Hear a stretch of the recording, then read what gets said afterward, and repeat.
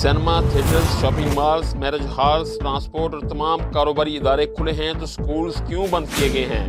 کیا سارا corona virus صرف تعلیمی اداروں میں ہے؟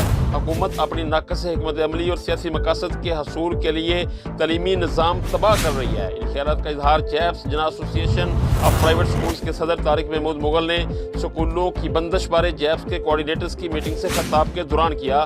میٹنگ میں محمد طارق ارشاد، محمد زاہد، احمد مصطفیٰ بٹی، نوید صابر بٹر، حافظ عمران یعقوب، سید صابر حسین، آصف اقبال بٹ، حافظ سلیم کھوکر، آصف وزیر، محمد ندیم چندالہ، ڈاکٹر مزمل ساکی اور محمد طاہر نے شرکت کی۔ میٹنگ سے خطاب کے دوران صدر جیپس طارق محمود مغل کا مزید کہنا تھا کہ یونیسکو اور یونیسیف کی رپورٹ کے مطابق پوری دنیا میں تعلیمی سرگرمیاں جاری رکھی جا سکتی ہیں، مگر بدقسمتی سے پاکستان کو اندھیروں میں دھکیلنے کے لیے صرف تعلیمی اداروں کو بند کیا گیا ہے، جبکہ اس کے برعکس سینما، تھیٹرز، شادی ہالز اور کاروباری مراکز کھلے ہیں۔ حکومت بتائے کہ کیا ان میں کرونا کا کوئی خطرہ نہیں ہے؟